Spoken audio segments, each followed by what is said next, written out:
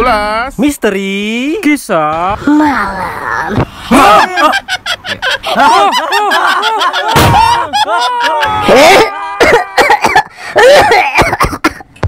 Selamat malam, kembali di UMKM.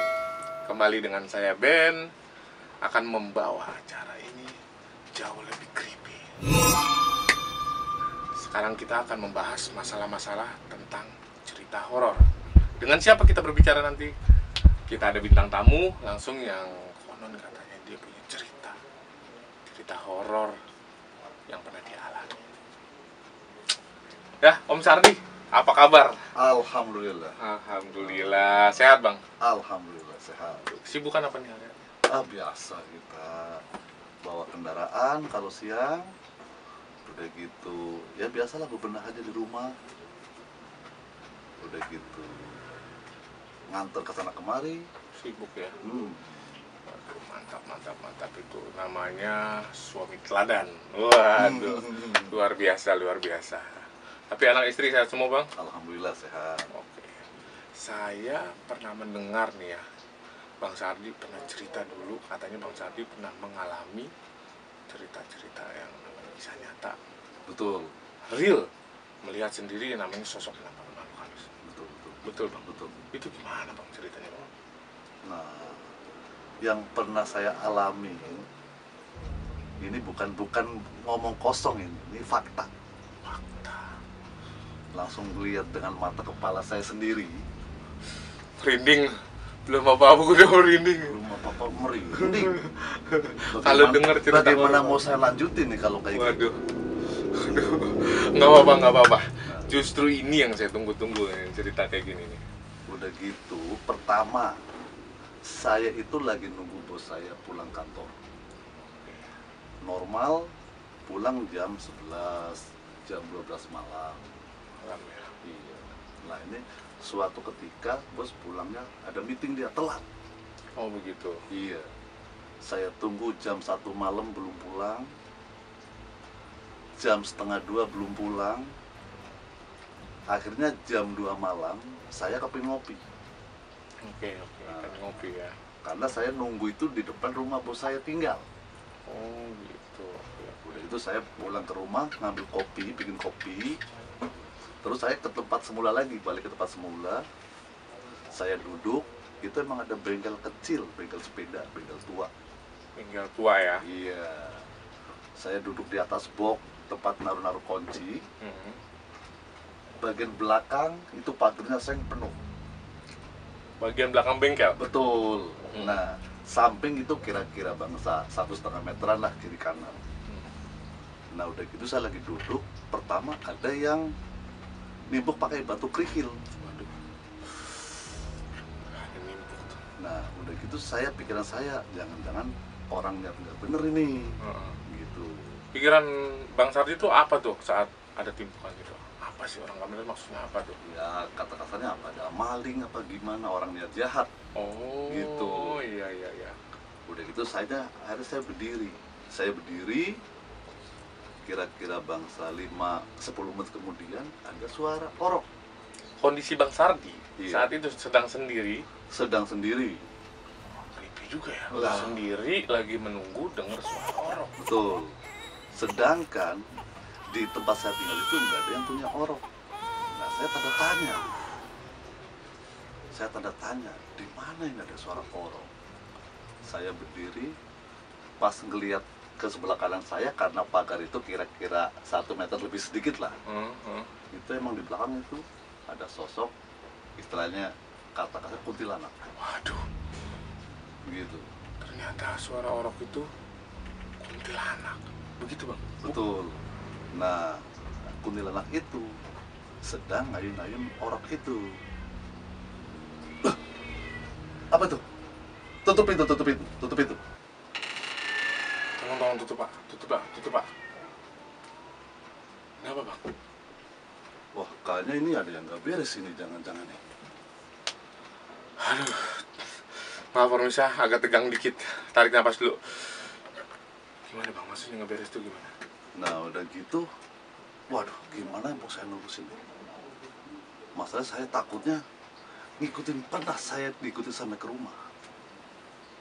Kenapa? Kok bisa diikuti? Dengan kejadian itu, seolah-olah mereka nggak mau keganggu. Jangan sampai dia melihat. Udah Oke, gitu dia ngikutin saya sampai ke rumah. Udah itu saya cuman ya istighfar aja. Alhamdulillah dengan sendirinya dia pergi sendiri. Jadi Bang Sardi kalau cerita gini nggak sembarangan, maksudnya seperti itu? Iya, sebenarnya sih saya nggak mau menceritakan kejadian ini. Tapi karena ngilangin rasa penasaran saya curahin. Jadi Bang Sardi nggak sembarangan cerita tentang kisah ini. Iya, Kalau Bang Sardi cerita yang beliau berceritakan barusan, saya dapat mengerti. Jadi dia diikuti sampai ke rumah setelah menceritakan seperti itu. betul. Waduh, gila bro, creepy banget. Bang, ngerokok dulu deh. Gue tegang nih, gue tegang. Aduh. Ngerokok dulu. Sambil ngerokok, biar enjoy. Jadi Bang Sardi ini habis cerita pengalaman pribadi dia, betul Bang ya? Betul. Seperti itu. Oh, Setelah cerita, Bang Sardi mengalami gangguan seperti diikuti sampai rumah. Jadi kenapa Abang masih mau cerita nih ke saya nih? Sebenarnya, padahal Abang sendiri udah mendapat, ya kalau gara-gara cerita gitu sampai diikuti itu Bang ngeri loh. nah, sekarang justru dengan kejadian pernah ngelihat kayak gitu, saya itu udah nggak merasa takut sama sekali. Sebelum ngelihat kayak gitu, saya orangnya penakut. Oh, jadi Bang Sardi dulunya penakut. Iya. Semenjak Semenjak melihat, melihat langsung, saya nggak ada kata-kata takut. Keluar jam berapa aja saya berani. oke. Terus Bang gimana Bang? Lanjutin tadi pas ente ngeliat kuntilanak itu, Iya. lagi ngapain dia? Itu sedang nimang-nimang bayi. Udah gitu, saya durasi itu hampir 1 menit. Jadi suara orok itu bukan dari kuntilanak tapi dari bayi yang digendong. Betul. Wah, gila. Terus. Ntar dulu saya mau nyalain rokok dulu nih, Oh iya. biar nggak tegang. Merinding anjing. Gimana? Sudah saya ngeliat durasi hampir 1 menit, itu saya tanpa kedip mata. Pas saya kedip, baru dah dengan mata terbelalak, saya ngeliat dia terbang sambil tertawa ngikik dia. Kikik. Aduh.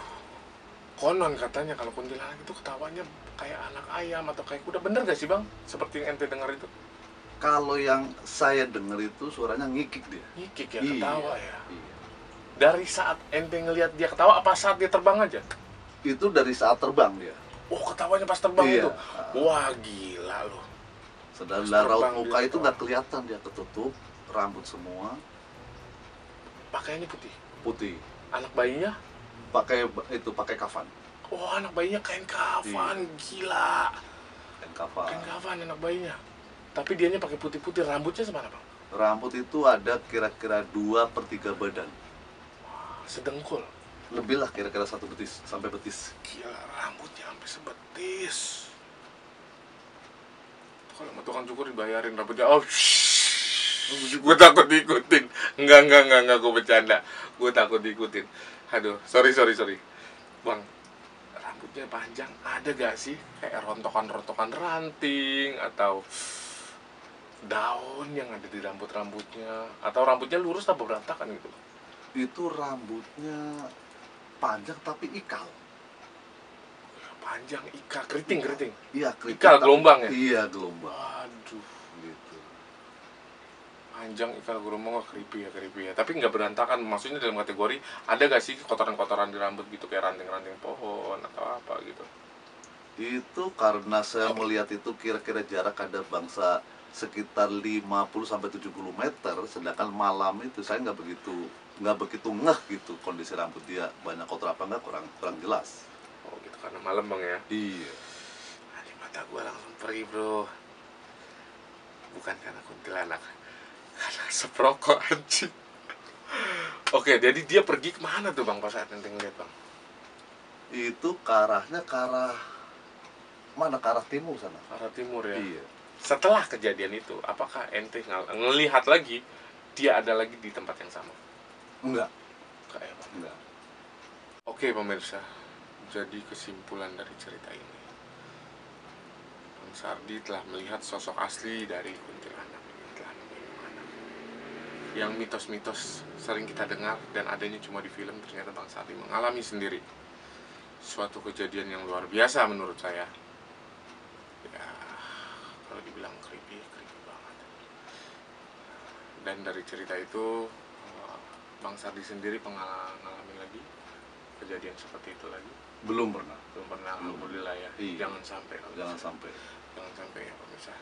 Oke, sampai situ dulu pemirsa. Jadi cerita itu benar-benar luar biasa menurut saya. Oke pemirsa, keseruan cerita horor yang telah diberikan Bang Sardi membuat saya merinding.